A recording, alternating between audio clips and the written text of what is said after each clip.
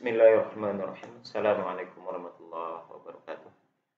Alhamdulillahirabbil alamin. Wassalatu wassalamu ala asyrofil anbiya'i wal mursalin wa ala alihi wa sahbihi rasulillahi ajmain.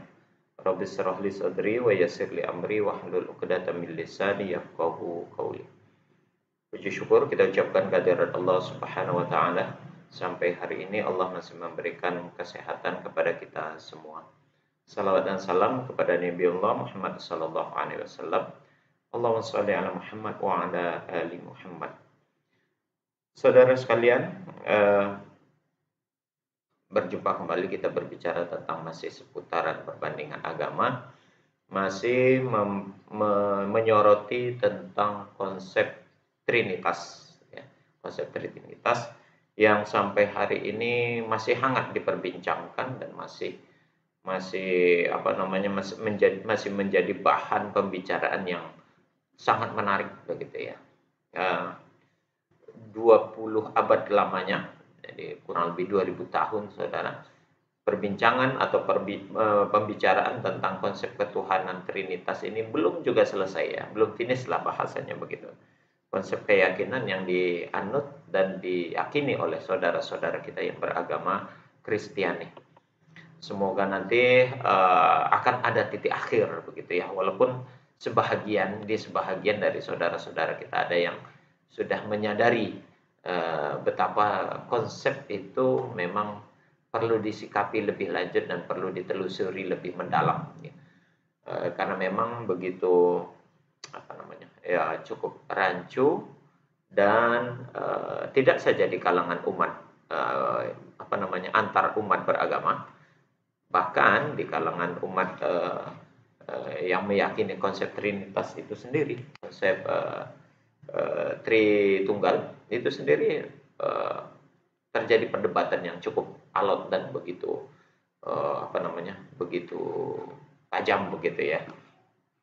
Nah, pada kesempatan kali ini saudara, saya akan mengajak kita semua untuk mencoba sedikit mengamati dan mendengarkan serta memperhatikan penjelasan salah seorang pendeta yang berkaitan tentang konsep Tritunggal itu sendiri, dan betapa cukup mengejutkan dan cukup mencengangkan lah bahasanya begitu ya. Ternyata pendeta ini begitu menjelaskan, dan saya yakin ini sebahagian dari saudara-saudara kita yang beragama Kristen mungkin kecewa dengan apa yang dijelaskan oleh pendeta ini. Pendeta ini cukup terkenal di Indonesia. Maaf, saya mungkin tidak familiar dengan namanya, namun kalau dilihat di tayangan-tayangan baik itu di YouTube dan televisi, pendeta ini cukup tenar lah bahasa, karena sering dia muncul begitu. Baik saudara, kita dengarkan baik-baik terlebih dahulu pernyataan seorang pendeta ini.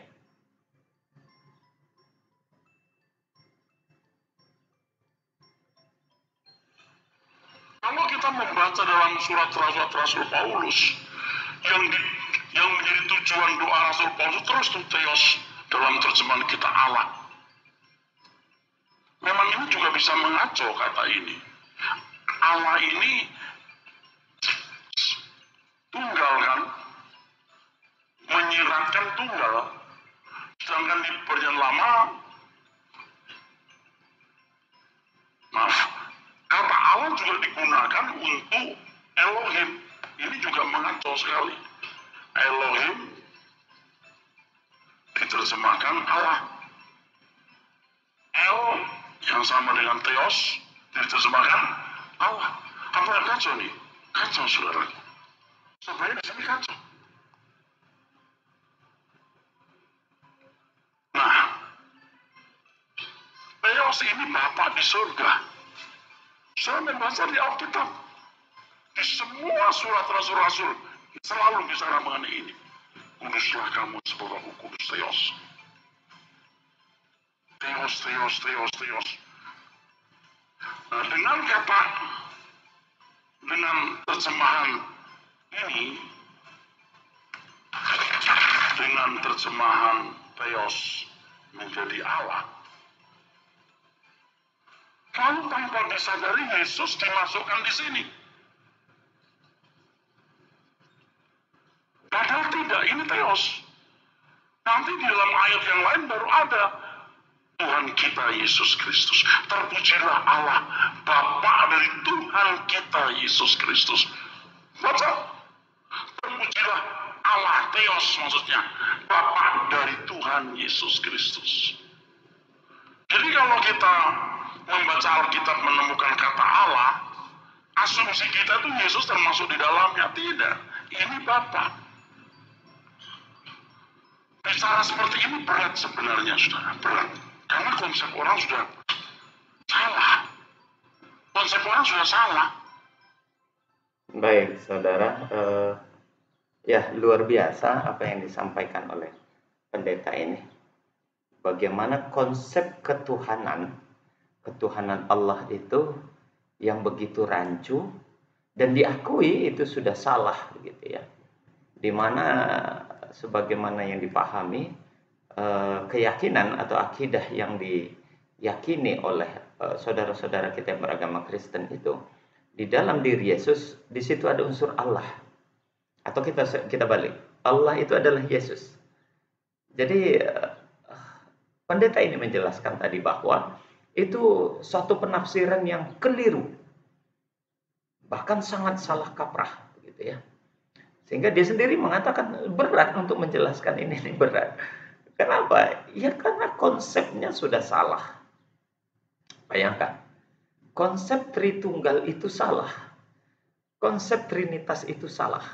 Ya, ini hal yang saya katakan tadi sangat menarik dan 2000 tahun lamanya perdebatan ini pantas kalau seandainya itu tidak menemui titik akhir yang jelas. Konsep ketuhanannya sendiri itu keliru. Jadi Yesus dipertuhankan karena salah tafsir.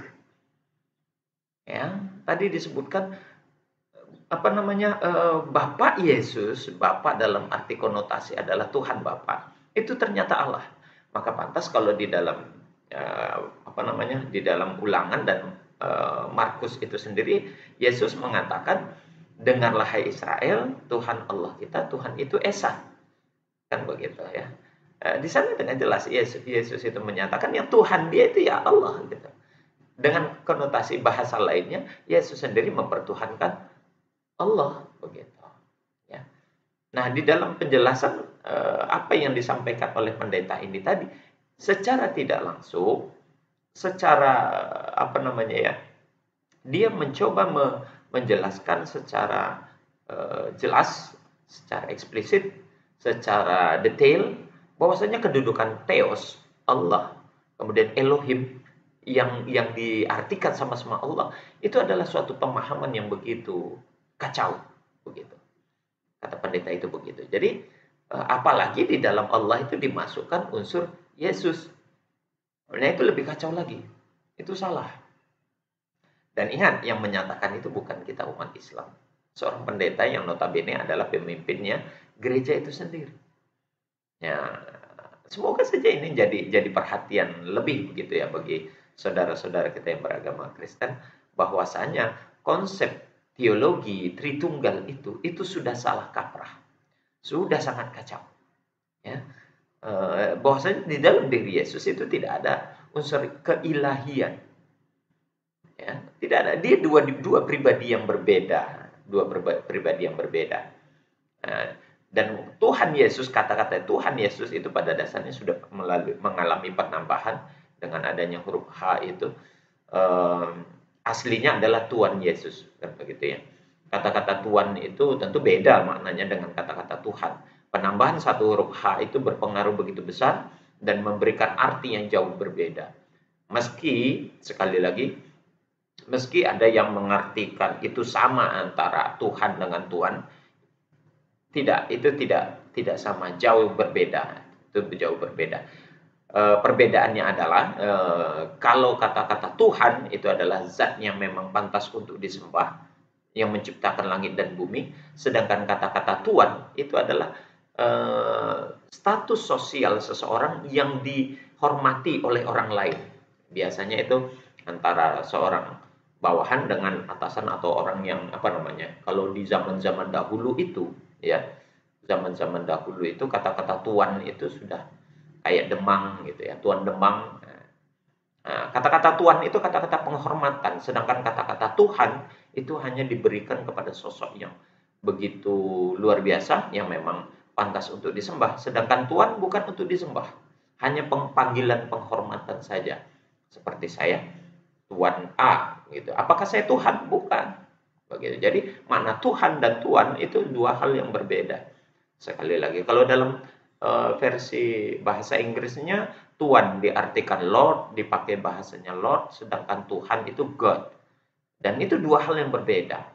Sekali lagi, dua hal yang berbeda. Nah, berkaitan apa yang dijelaskan oleh pendeta tadi, dia menegaskan bahwa, dan dia seolah-olah ingin menghimbau kepada seluruh umat Kristiani, saudara-saudaraku yang beragama Kristen, bahwasanya konsep ketuhanan yang dianut, yang dipercayai dan diyakini oleh umat Kristen itu konsep yang sangat salah. Menurut pendeta tadi, kacau. Menurut pendeta tadi, dan itu rancu. Memang tidak logis, ya, tidak logis. Dia Tuhan 100% dan manusia 100%. Itu tidak logis. Ya. Karena pada banyak ayat di dalam Alkitab itu sendiri yang menunjukkan keberadaan dia itu tidak satu. Ya, contoh saja ayat yang menceritakan tentang ketika Yesus disalib itu, kalimat Eli, Eli lama sabachthani itu, Allahku, Allahku, kenapa engkau pergi meninggalkan aku? Itu menunjukkan suatu tanda, suatu bukti bahwasanya antara Yesus dengan Allah itu tidak menyatu. Maka itu yang dipahami dan diperjelas oleh pendeta tadi, bahwasanya di dalam kata-kata Allah itu tidak ada unsur Yesusnya, atau sebaliknya, di dalam diri Yesus tidak ada unsur Allahnya. Begitu. Itu yang ingin dipertegas oleh seorang pendeta tadi, apa yang dia jelaskan tentang konsep ketuhanan. Jadi kesimpulannya adalah saudara, tentang konsep Trinitas atau konsep Tritunggal yang diyakini selama ini oleh saudara-saudara kita yang beragama Kristiani, berdasarkan apa yang dijelaskan oleh pendeta tadi, bahwasanya itu konsep yang salah, konsep yang sudah rancu gitu ya, yang kacau menurut pendeta tadi. Dengan jelas dan tegas dia mengatakan ini sudah kacau, dan membicarakan ini berat katanya. Kenapa? Alasannya ya karena sudah terlanjur diyakini, sudah tertanam di dalam keyakinan umat Kristiani. Mereka sudah meyakini, mempercayai bahwa Tritunggal itu ada dalam diri Yesus. Sedangkan ayat itu, penjelasan pendeta tadi tidak mengatakan begitu. Allah tidak ada di dalam diri Yesus. Makanya kalau di dalam Islam itu, dia dalam Al-Maidah Allah mengatakan, laqad kafarul ladzina qalu innallaha tsalisun tsalatsa. Kafirlah orang-orang yang mengatakan Allah salah satu di antara yang tiga ini. Begitu. Jadi apa yang dikatakan oleh Al-Maidah, ya, oleh surat Al-Maidah, dan apa yang dijelaskan oleh pendeta itu tadi begitu linier, ya, sangat keterkaitan dan kuat keterkaitannya. Baik saudara, semoga ini menjadi pencerahan dan ini menjadi manfaat buat kita semua, terutama bagi saudara-saudaraku yang mengimani konsep Tritunggal. Ingat, pemuka agama saudara sendiri, para pendeta sendiri, banyak beberapa pendeta sendiri berdebat dan tidak sepakat dan tidak akur gitu loh, tidak menyatu dalam memahami konsep Tritunggal itu sendiri, begitu ya. Dan ini penjelasannya tadi. Jadi begitu jelas apa yang disampaikan oleh pendeta tadi. Demikian, semoga ini menjadi pencerahan dan menjadi manfaat buat kita semua. Kita akhiri dengan kafaratul majelis. Subhanakallahumma wa bihamdik, asyhadu an la ilaha illa anta, astaghfiruka wa atubu ilaik. Assalamualaikum warahmatullahi wabarakatuh.